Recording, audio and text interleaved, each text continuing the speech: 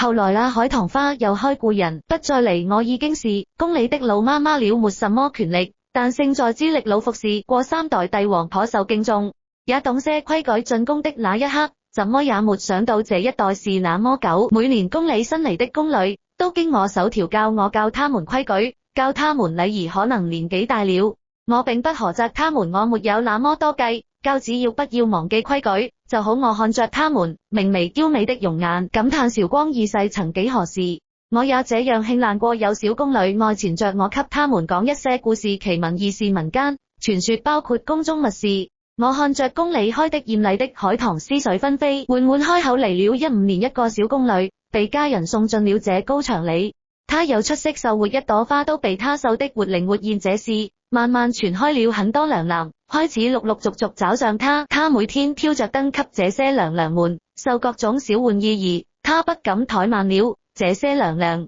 因為從她入宮第一天就被教導這些娘娘都是金貴的主怠慢，不得待她的姑姑。看着她被針刺破的手指，不住的搖頭，她還安慰姑姑沒事的。夜裏燭火挑亮些，別仗着年輕不當回事，這姑姑好孩子，你的好日子在後頭呢。她任勞任隻，希望在宮裡平安，不惹麻煩。她看過很多不小心得罪娘娘的人都被抓走了，或者被杖責，或者被罰去乾府差事，或者再也沒回來，全憑主子心意，看主子開心或不開心。在宮裡主子是天，宮裡真是個吃人的地方。等到了出宮年紀，他就可以逃離這裡，憑借出色的繡活也不會餓死的。他看過太多有的今日還在一起進食，明日就因為得罪主子被抓走的人了。他很害怕，更加戰戰兢兢，提着12分的精神，就怕落個不好的下場。他怕痛，他不想被打，也想繼續在宮裡待下去。他需要給家裡寄銀子，家裡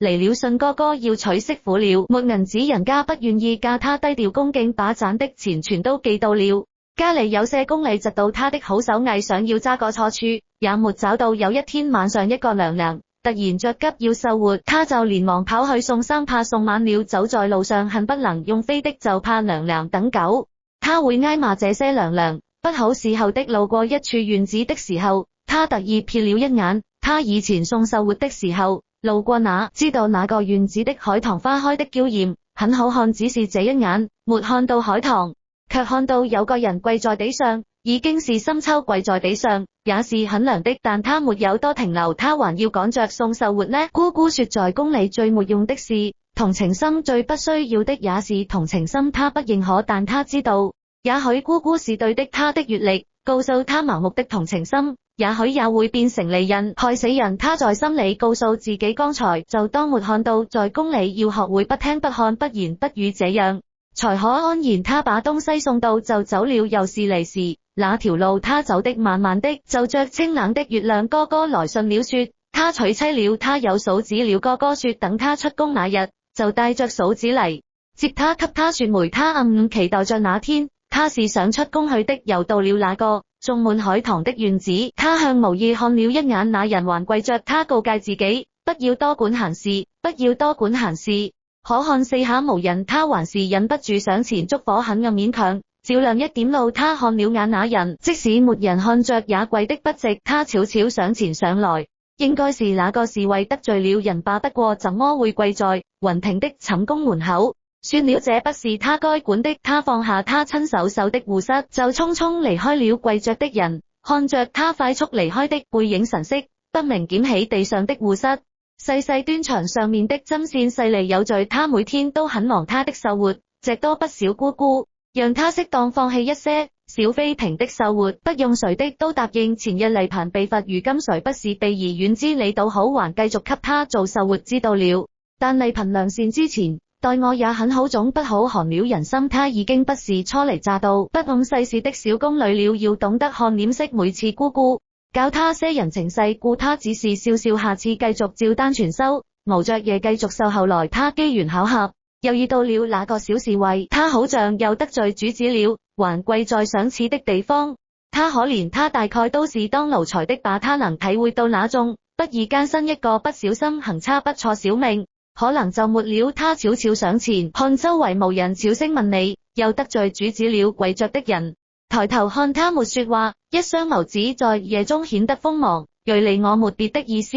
他急忙解釋，生怕他誤會他是來看笑話的，在宮中多有不義事後，主子一定要多留些心眼，小心再小心。他小聲囑咐，希望下次不會再碰見。他被罰了，他看小侍衛不說話，就沒再多言，提着燈籠準備走了。那個小侍衛突然開口，你叫什麼名字？小侍衛透過燈籠散發的微弱光芒，這次終於看到他的長相了。不經驗細微微挑小巧精緻的唇，微微抿着清清淡淡的長相，卻讓人看着很舒適，不張揚不浮誇，便勝這後宮許多人。他想把護膝還給他的，我叫雲桑說完，提着燈籠匆匆離開，好像怕被人發現的樣子。雲桑他輕聲呢，男腰上還別着他給他的護膝，也許他沒要他鞋呢。雲桑轉眼嚟了宮中2年了，他的手藝活在宮中有口皆碑，深受那些娘娘們的喜歡，沒人不誇讚的比得上宮裡老師傅了。可是雲桑卻在這時被老皇帝看上了，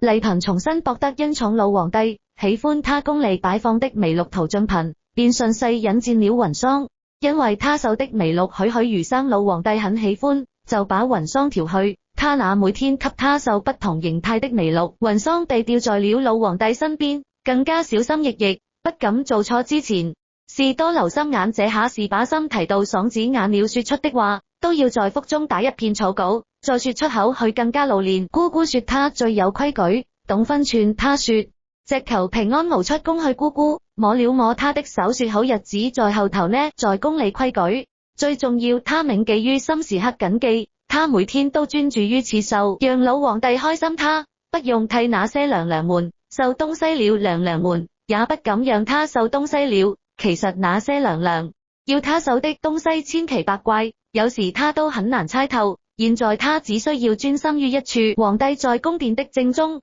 放了個繡架，只要皇帝想看，他就隨時過來繡一天。五王子也在，皇帝便讓他留下一起看他繡的麋鹿。皇帝屢次誇那麋鹿活靈活現。雲桑被叫進殿中，看見五王子，感覺有點眼熟，好像在哪裡見過。他手捏着針，一針一針下去，準確無誤，行雲流水，一針一線都透着嫻熟。老皇帝認真的看着他下針，連連感嘆。五王子則看着面前繡的認真的他出神，他一舉一動都吸引着他的目光。樂兒覺得怎樣很好，針腳細膩，入不失風度啊，我兒懂我啊。五王子把老皇帝說得很愉悅。雲桑低着頭隻教這五王子倒是很懂得取悅君心。他告退，五王子沒過多久也出嚟了，跟在他身後。他連忙避讓，五王子先請不認識我了。雲桑抬起頭偷偷看了一眼，忽而又搖搖頭，未曾見過嗎？雲桑不敢說話，低着頭，感覺有點熟悉，但確實腦海中沒有印象。晚上在中海堂的院子處見說完，便瀟灑離去海棠的院子。雲桑輕聲呢喃，腦中浮現雲亭那開滿海棠的小院，還有深夜跪在地上的男人，是他嗎？可是堂堂五王子怎麼會跪在地上呢？雲桑心裡閃過疑惑，更多的是不安。他不想跟五王子有所牽扯，雖然人家也不一定看得上他什麼，但他只是想安靜的待在宮裡罷了。晚上雲桑悄悄提着燈籠去赴約，即便不想他也沒有資格說不去，從來都是主子說什麼奴才便做什麼。他很明白這一點，到了栽種海棠的院子了，他沒看到人，悄悄喊了一聲，有人嗎？無人應答。還沒嚟嗎？他不敢擅自離開，靜靜站在那等着，等了很久，夜漸漸涼了，也沒看到人。大概五王子已經忙了吧，只是一個小宮女罷了，人家可能都沒放在心上，或者五王子說的根本不是這個地方，那說明那個侍衛不是五王子。他提着燈籠準備走，雲桑轉頭看見五王子從暗處走嚟，你怎麼知道我名字？雲桑意識到失了分寸，趕緊行了個禮，劉婢見過五王子，免禮。雲桑垂着頭，久久沒聽到聲音，怎麼了？他不敢抬頭，眼睛盯着竹尖。2年前我們見過你，告訴我你的名字，你是跪着的小侍衛。是雲桑壓下心頭驚訝，難怪他不認識五王子，可他卻約他出嚟，難怪他跪在雲亭的院子裡。雲桑知道什麼該說什麼，不該說。那五王子是有什麼事情需要奴婢做嗎？在宮中向來都是講究利益的，他實在不知道五王子能有什麼事情找他讓他不要把2年前的事情說出去嗎？畢竟是王子跪在地上，讓一個小宮女朝見，總歸會在意吧。那個護膝我用夠了，你可以再給我繡一個嗎？好，雲桑舒了口氣，原來就為這事啊！快人就在前面，簡直膽大包天咁，如人私通，有明明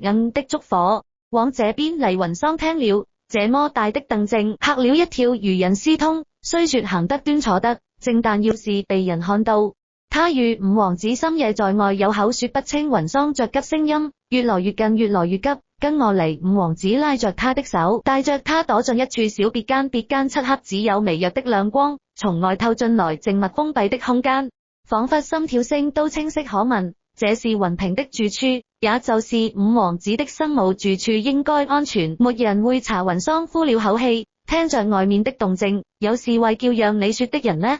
剛剛還在這裡一個宮女的聲音。雲桑一下就聽出嚟了，這是新嚟的聲音。他平時最是愛找雲桑麻煩，有事沒事就嚟找痛快，他巴不得揸到雲桑的把柄，讓他滾出宮去。他見不得雲桑好，憑什麼事事輪到他？憑什麼好事都讓他佔？憑什麼得到那麼多獎賞？憑什麼是他去皇帝身邊時候？憑什麼連姑姑都多關照他幾分？新嚟不甘心，整個眼睛被極度親戚充滿了戾氣，走了半天看不到人。新嚟對着侍衛說會不會躲進房間嚟了。侍衛面露猶豫，這是雲平的別院，不能隨意進去，萬一人就在裡面呢？雲桑緊張的看着五王子，悄聲問怎麼辦？五王子看着他，緊揸自己的衣袖，額頭都滲出冷汗，身體不受控的些微顫抖，輕輕安撫我不會讓你有事的。雲桑莫名相信眼前的人，他不會有事的。他靜靜的等着，最後侍衛們還是決定都走了，撤了，惹怒了雲平，能讓你腦袋分家，心離氣呼呼的走了，又讓雲桑逃過一劫，下次就沒這運氣了。房間一片漆黑，聽着人事離開了，雲桑準備拉開門，五王子拉着再等一會，萬一他們沒走遠接回來了呢？雲桑又等了一會，安靜的房間能聽見彼此的呼吸聲，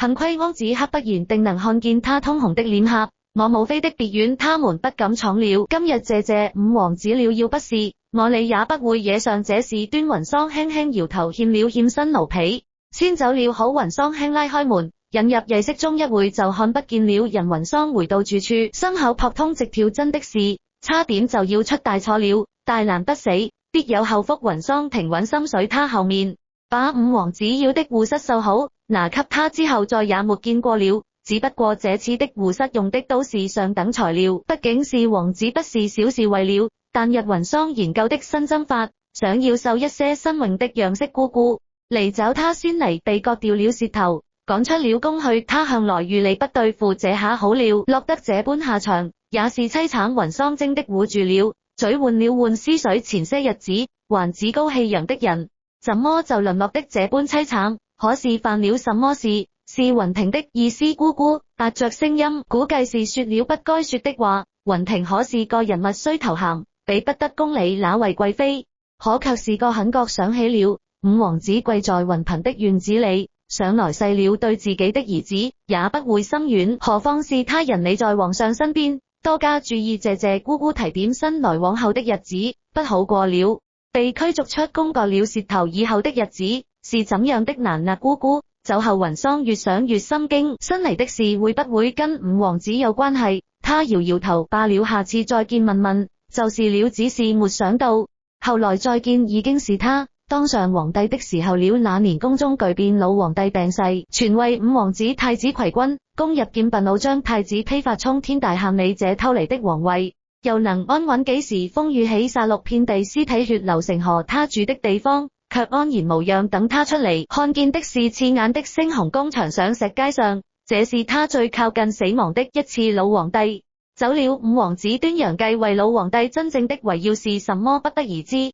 但太子的質問卻在人們心中留了根，迎着無數恐懼的眼神，踏着遍地屍體得到的皇位，沒人不服，沒人敢說這皇位嚟的名不正言。不信，他的眼睛變得不一樣了，好像讓人看一眼都畏懼。沒人再敢提那場宮中巨變，那是禁忌，因為那年老皇帝逝世，死了太子，死了三王子。他記得那年的海棠開的格外，好比往年任何時候都好他繼續被安排侍候。五王子不是這個新皇帝，所有侍候老皇帝的人都換了，唯獨他，大概是因為那晚給護膝的情分吧。留他一命姑姑說，這就是因果福禍相依。你要感謝的是自己。姑姑說他是福星，逢凶化吉遇難情長。端陽皇帝每次都讓他受一些海棠，受最多的是護膝。端陽皇帝愛狩獵，每次都要準備很多護膝，他每次都多受一些護膝備着，因為離他出宮的日子越來越近了，出了宮就是新的生活。有一次端陽皇帝請他一起去看海棠，他跟在皇帝身後。你在宮裡也待了好些年，可還想家，自然是想的。皇帝默然讓人看不懂他在想什麼，但雲桑知道他此刻心情並不好，他能感知到。你知道朕最喜歡的是什麼花嗎？海棠花。皇帝搖搖頭，不是，是母妃喜歡海棠種了很多，朕知道母妃喜歡，朕都會替他得到。他感覺皇帝說這話的時候很落寞。那陛下喜歡什麼花？端陽皇帝久久未說話，只是盯着海棠這麼多年，你是第一個問朕喜歡什麼的人。後來他才知道，也許端陽皇帝並不喜歡那高閣，也並不慕名權勢，也許那些年他過得也不好，只是往事不可追。端陽皇帝躺在床上看着準備添燭火的雲桑，你覺得朕是個什麼人？他不敢茫然思索了片刻，陛下心繫百姓，最是仁慈。端陽皇帝笑了大笑，逐漸癲狂。第一次有人說他仁慈，他撒手捉掌權臣，他仁慈滿天下的人都知道，雲桑會不知，他不敢知道罷了。他老是一言一行都讓人挑不出錯處，是嗎？那為何人人怕我？他們是敬你罷了，你變得跟他們一樣，盡會說些奉承話。你下去吧，要不是他看見端陽皇帝眼角的淚，他不會知道他隱藏的情緒。他裝作沒看到，向皇帝告退出了寢殿。他心口悶悶的回去挑燈，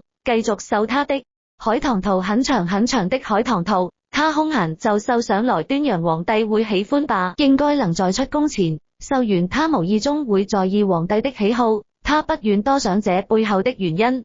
再後來，端陽皇帝治理水渠，開放糧倉，百姓無不感恩，帶得世間安穩太平，人人稱頌端陽皇帝。他好像真的變成了雲桑口中那個仁慈寬厚的皇帝。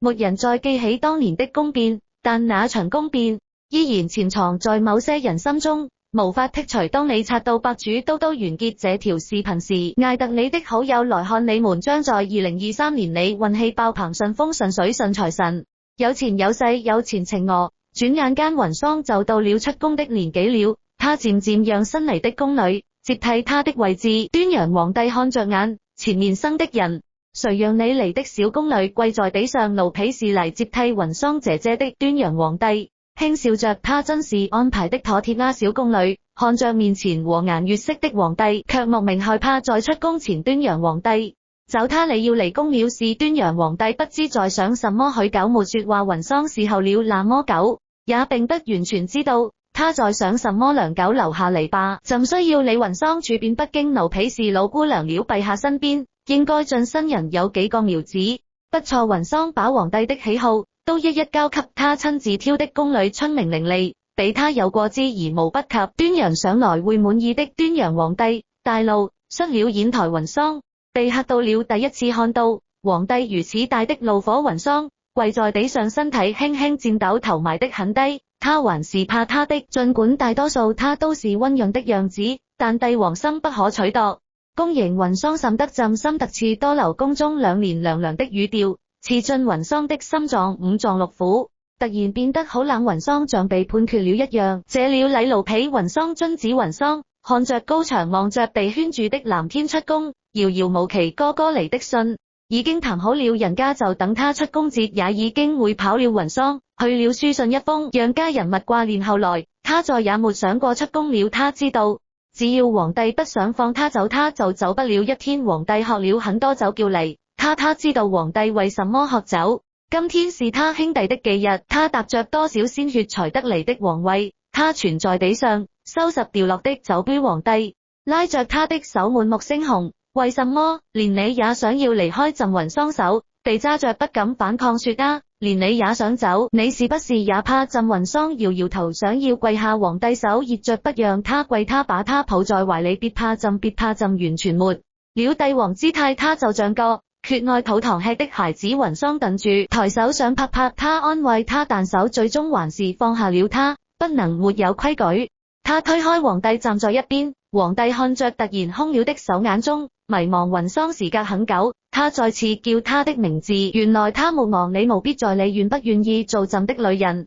他抖如西子，他不想，但他也怕惹怒這個皇帝，但最終還是輕微搖頭。奴婢不願意。端陽皇帝笑了，可那笑意卻不達眼底，滾滾酒杯四處滾落。雲桑匆忙離開，最後看了一眼那個落寞孤寂的皇帝，內心悲涼。媽媽，然後呢？我講的伐了身子骨，若了輕易就容易累小宮女們，卻越聽越興奮。然後思緒又陷入了回憶。然後雲桑在宮中一復一日，安穩平和，他的資歷漸漸大了。新嚟的小宮女都巴結着他，叫他雲桑姐姐，一個個嘴甜的跟沒了蜜一樣，不像雲桑剛到宮中時那小心謹慎的樣子。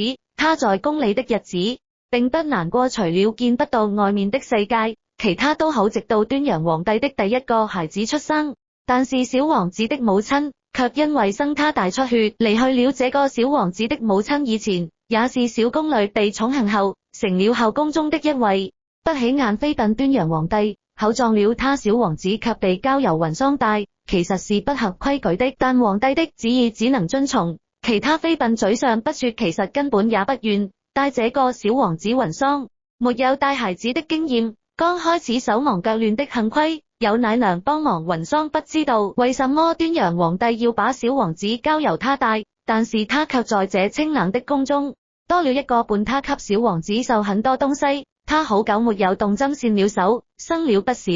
他把能想到的都給小王子準備好了。端陽皇帝時不時來看下小王子，小王子笑的咿咿啊，小王子很喜歡陛下呢。端陽皇帝笑了，雲桑很少見他笑了，他每次隻待一會就離開小王子。一天天長大，有一天突然問雲桑姑姑，可以當我的母妃嗎？自戀的臉龐滿是天真，他嚇得趕緊捂住他的嘴，這話可不能隨便說。他嚴厲的說，你的母妃是敬嬪，一定要記住。他不想小王子忘記他的母妃，畢竟那是敬嬪用自己的生命換嚟的。小王子不該忘。小王子很聽話，以後再沒提過。一天小王子深夜說想去看父王，雲桑帶他去，進去就看見端陽皇帝在喝酒，他瞥了一眼，來人一起喝吧。雲桑讓小王子先去外面等端陽皇帝頹唐的樣子，還是不要讓小王子看見了。小王子乖乖出去。端陽皇帝看着雲桑，你很久沒嚟我的寢宮了。雲桑低着頭，一副恭恭敬敬的樣子。雲桑，你知道嗎？朕最討厭你這副平淡的樣子，好像什麼都入不了你的眼。奴婢有罪，呵你何罪之有？你只不過想明哲保身罷了。雲桑心裏的想法被揭穿，臉上閃過不自在。朕也入不了你的眼嗎？皇帝喃喃自語，臉上是淡淡的嘲諷。朕也入不了你的眼。他心裏像被一雙手揪着細膩的痛，讓他大憶難受。你明明在朕身邊，可朕總感覺揸不住你，像雲一般，讓人感到不真切，握不住，揸不住。端陽皇帝起身留着他，我再問你一次，你願意做朕的女人嗎？雲桑內心凄涼，陛下又何必執着？端陽皇帝像被捉了逆鱗一般，把雲桑抱去榻上，酒氣撲面而嚟，帶着強烈的宣泄。雲桑不敢反抗，看着衣衫散亂在地，絕望的閉上眼睛，兩行清淚無聲淌過。也許這就是他的命。他默默承受帝王之怒，門外的小王子卻親眼見證了這一幕。他跑走了，等端陽皇帝醒來，看到的卻是雲桑跪在地上。奴婢失了規矩，請責罰，是朕不好。嗓音帶着歉疚，卻並無後悔，請陛下看在多年情分，放過奴婢。什麼意思？端陽皇帝語氣就冷，面色陰沉。奴婢很滿足現在的日子，請陛下高抬貴手。皇帝躺在榻上，笑的凄厲。雲桑，你可真是好樣的，那朕成全你，謝陛下。雲桑忍着身體的不適，倉皇離開端陽皇帝。自那晚之後，再沒見雲桑似是刻意冷落，直到後面雲桑發現自己懷孕了，看着微微隆起的肚子，眼裏有痛苦有不捨。當天晚上，他把自己泡在冷水池子裏，大冬天裏他凍得渾身發抖，在池子裏泡了很久，才拖着濕漉漉的身體往房間去，在床榻上輾轉痛不欲生，但他不敢喊，緊緊咬着牙關。小王子卻突然跑進來，看着地獄上大片的鮮血，嚇壞了他，喊着我去給姑姑找太醫回來。他呵斥不許去這件事，不能說出去。小王子又跑回來，看着虛弱的不成樣子的姑姑，眼淚像斷了弦，哭的身體都快痙攣了。不哭男子看可不能哭，姑姑安慰着他，姑姑自己痛的身體都蜷縮在一起，蒼白的臉上全是冷汗。他笑着說，去睡吧，姑姑今晚不陪你了。小小的身子跪在姑姑的關愛，陪了姑姑一夜。後來他長大才明白，原來那晚姑姑殺了自己腹中的孩子，父王的孩子，一個無人知曉的孩子。小王子尚不明白父王為什麼要這麼欺負姑姑，他只覺得姑姑不開心，姑不講理，所以肯定是父王做錯了。他怕姑姑那天就被父王氣走了，他偷偷跑去找端陽皇帝，父王能不能對姑姑好一點？為什麼這麼說？姑姑經常流淚，姑姑不開心。端陽皇帝放下了手中的筆，把小王子抱在膝上以後，他難過了，你就偷偷跟父王說好不好？為什麼父王不去？父王做錯事了，不敢去。父王姑姑會不會離開我們？端陽皇帝沉默良久，苦笑着，不會的。他捨不得，他不屬於誰，但他捨不得在這位他層層編製的巨網裡有了牽掛，誰能輕易脫身？他不會狠心拋下他一人面對這漫長無聊的時光。此後多年，雲桑成了真正的老姑娘，同時後來的要麼出宮嫁人了，要麼當上了主子。他不羨慕也不嫉妒，就在這後宮待了許多年，一直關照他的老姑姑。出宮前面，他你到底想要什麼？雲桑看着近在咫尺的宮門，搖搖頭，一門之隔，宮牆內外，他也不知道他想要什麼了。老姑姑只留下一句，你的好日子在後頭呢。也許吧。雲桑就那樣守着小王子長大，也守着燕子的海棠。他到老都沒等嚟出宮的消息，卻等嚟了端陽皇帝。逝去端陽皇帝最後見的人是他，他隻讓雲桑進去於喪禮，太心狠了。朕是皇帝，你面上對朕恭敬，可你何曾把朕放進眼裡？倔強一生的皇帝，此刻竟然像一個小孩，在訴說着自己的委屈。他問，再嚟一次，你還願意靠近當年那個跪在院子裡的小王子嗎？他問於喪禮，恨我嗎？他這次沒說朕了，他說我。他淚光閃爍，希望聽到一個答案。雲桑搖搖頭，不恨。端陽皇帝顫抖的手握住雲桑，離世你再給我做護室好不好？我們一起看海棠花開好。端陽皇帝最後是笑着走的。雲桑走出大殿，看着藍天，不恨不謝，謝你保我一世安穩。端陽皇帝死後，小王子給了他一封信，是端陽皇帝寫給他的一封信。雲桑輕啟他手，摸着那字跡，珍重萬千。雲桑，